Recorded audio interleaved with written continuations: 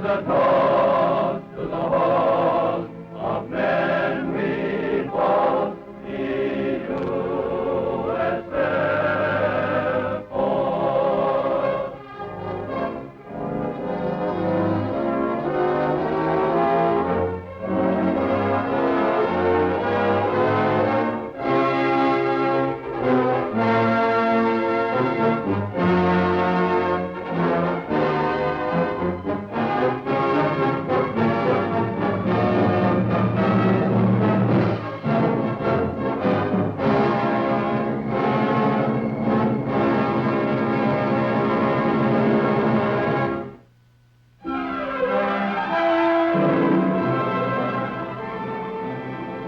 1943, Burma. 2 years after Pearl Harbor, General Joseph Stilwell opened his long-delayed campaign for a ground supply route to China.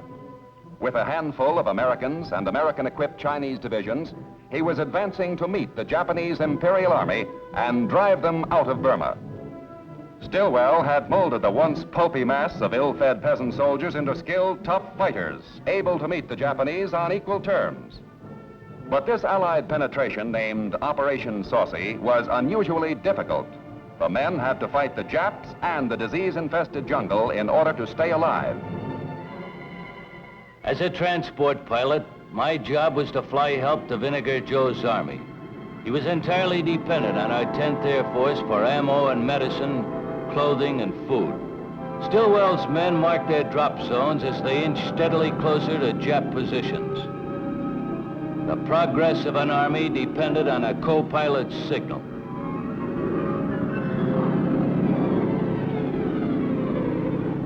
General Stratemeyer had warned the Pentagon, the only way we can supply any force that advances into Burma is by airdrop. That's why when Stillwell started this offensive southward from Lido, he had air supply for his advancing troops. Our supply pushers developed bomb sight precision. For the past year, split-second timing had meant survival to lonely air warning outposts perched on jungle-covered ridges in the Naga Hills. Air supply and the successful teamwork of the Eastern Air Command now made it possible for the Burma campaign to drive ahead.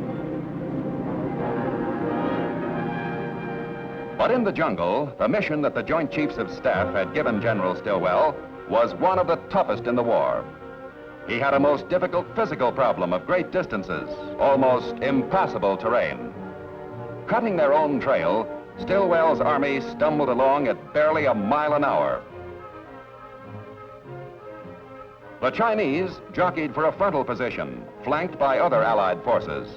It was a two-pronged drive to split the Jap wedge and reopen the Burma Road. The advance by the Chinese army into the Hukung Valley was the most ambitious campaign yet staged on the end of a thin airborne supply line. With amazing vigor, Stillwell carried on. Wounded men, the enemy, and the jungle were his obstacles. Quick evacuation of casualties could hasten the campaign, cut it down to months instead of years. But how can you get a wounded man out of the jungle fast? In the CBI, a plane we called the Sky Jeep was the answer. It was both a light transport and an ambulance. Able to operate from temporary airfields, we achieved a high degree of mobility and secrecy. In 1 month, 10 sergeant-driven Sky Jeeps carried out more than 700 casualties.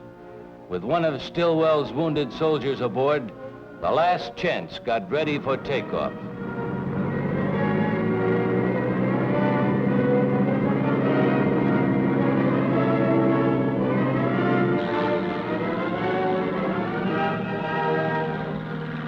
The Burma campaign made full use of air power, from transports and bombers to an armada of Sky Jeeps. Upwards of 100,000 men were constantly supplied and evacuated by air. Eventually, the Allies were able to drive the enemy out of Burma. Down at Allied bases south of New Guinea's Owen Stanley Mountains, another army of men and planes prepared for the first Allied paratroop drop in the Pacific. It was designed to cut off a large force of Japs at NAVAL, in northeast New Guinea. Early in the morning of 5 September, 1,700 sky jumpers in full battle array climbed aboard a fleet of General George Kenney's 5th Air Force transports. At 08:25 hours, the first C-47s rolled down the runway. Within 15 minutes, 3 flights totaling 79 planes took off.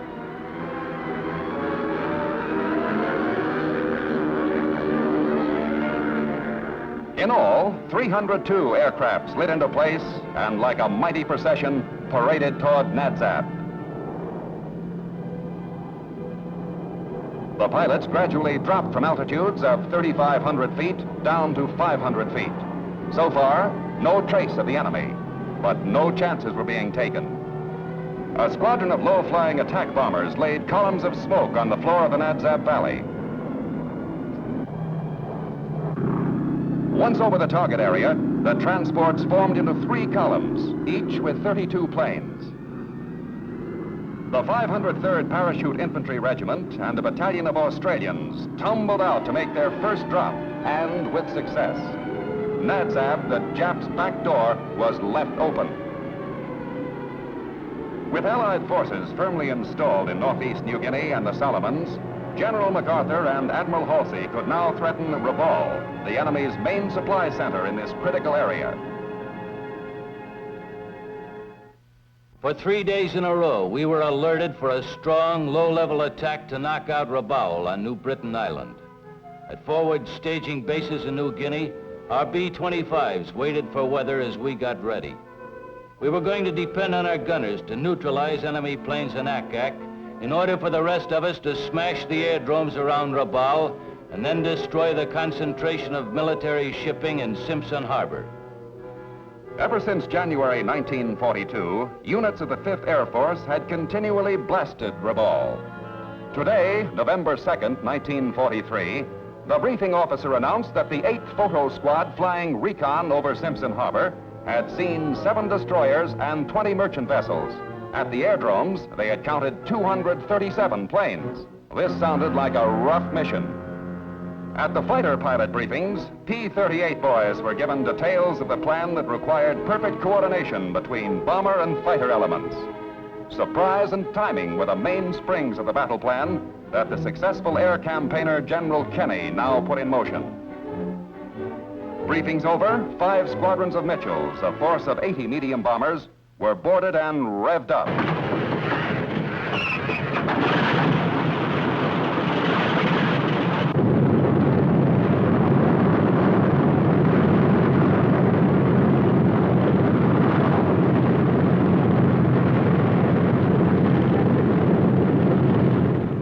Shortly after 1000 hours, the tower gave them the go-ahead and the bombers got underway.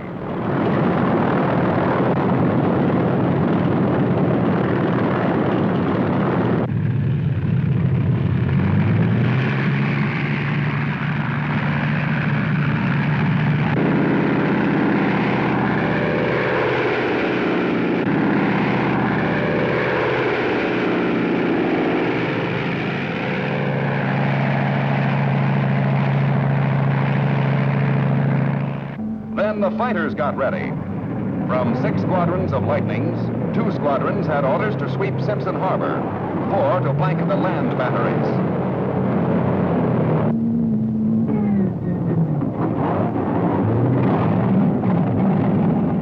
In all, 80 Lightnings scrambled off.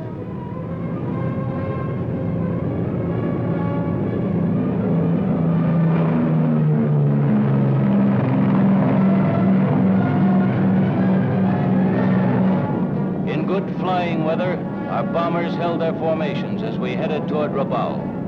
Leader of our shipping strike forces was a veteran of 80 strafing missions, 25-year-old attack group commander Major John Hennebrey. Once over the Solomon Sea, the Kenney plan went into high gear. As we scanned the skies, we spotted what we were looking for: enemy aircraft. Our Lightning swept in ahead of the bombers to clear the area. When 2 Zeros challenged Captain Ralph Bills and his wingman, he opened up.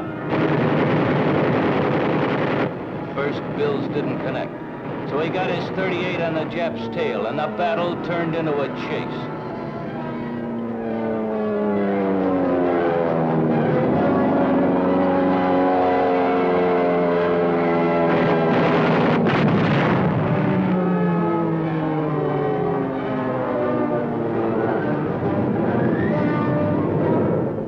Paving the way for the attack, our Lightnings ran into more than 60 interceptors. The P-38 escort, led by Major Gerald Johnson and Captain Richard Bong, flew interference for the anti-aircraft neutralizing forces. They attacked swiftly and with a double intent of covering the B-25s and destroying the enemy. Our surprise visit gave the Jap pilots at Lakunai Airdrome short warning before the speedy P-38s peeled off and dropped their bombs.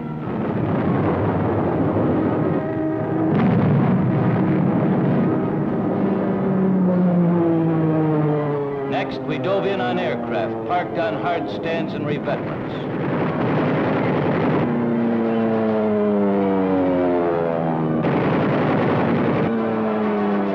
Three minutes later, 4 bombardment squadrons approached the target area.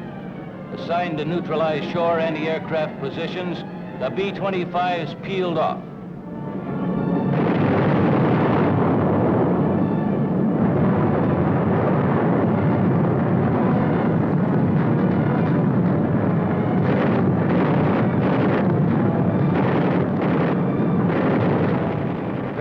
Fragmentation bombs, because of their delayed explosions, permitted us to get down low and blast the enemy out of their hiding places. It was this complete neutralization which finally enabled our striking forces to make dangerous mast-high runs over Simpson Harbor.